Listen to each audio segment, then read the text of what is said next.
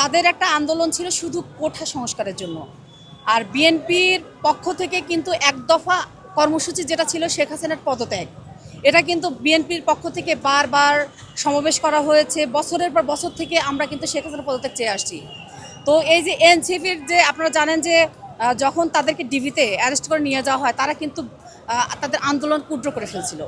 তারা কিন্তু সবাইকে থামিয়ে দিয়েছিল সারা বাংলাদেশের প্রেস ব্রিফিংয়ের মাধ্যমে যে আর কোনো আন্দোলন চলবে না, বসে যাও সবাইকে। কিন্তু এরপরও কিন্তু আপনারা জানেন যে প্রাইভেট বিশ্ববিদ্যালয়গুলো তাদের আন্দোলন চালিয়ে গিয়েছে এবং তাদের পেছনে ছিল সকল বিএনপি নেতাকর্মী।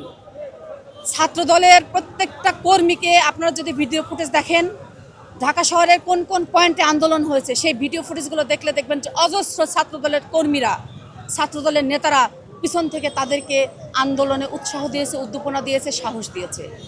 আজকের এই প্রেক্ষাপটে এনসিপির মাত্র মুষ্টিমেয় কিছু নেতা দাবি করে যে এটা শুধু তাদের আন্দোলনের ফসল। এটা তারা অনেক ভুল জায়গাতে আছে।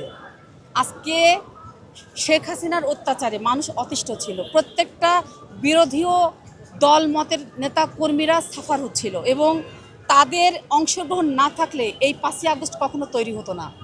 এবং এই যে 5ই আগস্ট আসার পরে তারা এখন বিভিন্নভাবে দল, আপনারা জানেন যে দল গঠন করেছে, তাদের কোনো সমর্থন নাই, তাদের কোনো নেতা মানে তাদের কোনো কর্মী সমর্থন নাই।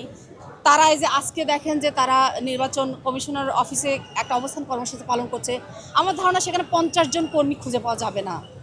আসলে তারা যদি বিএনপির সাথে হৃদ্যতাপূর্ণ একটা ব্যবহার করত, সম্পর্ক রাখার চেষ্টা করত, আমাদের পক্ষ থেকে আমরা তো আমাদের দেশ নায়ক জনাব তারেক রহমান বারবার কিন্তু জাতীয় সরকার করবার জন্য বারবার কিন্তু বলেছেন। কিন্তু ওনারা 5ই আগস্টের পরে তাদের বক্তব্য হচ্ছে তাদের কয়েকজনের আন্দোলনের ফসলে 5ই আগস্ট। মানে এই যে তাদের ভ্রান্ত ধারণা, এখন তারা চায় যে তাদের প্রধানমন্ত্রী হবে তাদের নেতাকর্মীরা, তাদের এমপি দাঁড়ালে 300 আসন এমপি। এটা তো আসলে মগের মুল্লুক না। তারা তো বাচ্চা, তারা শিশু এখনো রাজনীতিতে। রাজনীতি একটা অভিজ্ঞতার ব্যাপার, রাজনীতি একটা চলমান প্রক্রিয়া। একটা জীবন চলে যাবে আর একটা জীবন শুরু হবে, তবু রাজনীতির দল কখনো শেষ হয়ে যায় না। আরেকজন কেউ না কেউ এসে দলের হাত ধরে। তো এই যে চলমান প্রক্রিয়া, তাদের আসলে বোঝা উচিত যে রাজনীতি ধীরস্থিরতা নিয়ে অন্যান্য সংগঠন আছে না, তাদের মতো তারা করুক আচরণ। আমরাও তাদেরকে আহ্বান জানাই যে তারা আসুক, আমরা একসাথে এই গণতান্ত্রিক সরকার একসাথে প্রতিষ্ঠিত করব। জীবনের সাথে চলে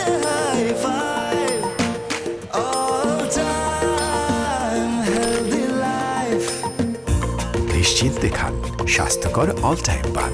অল টাইম হেলদি লাইফ।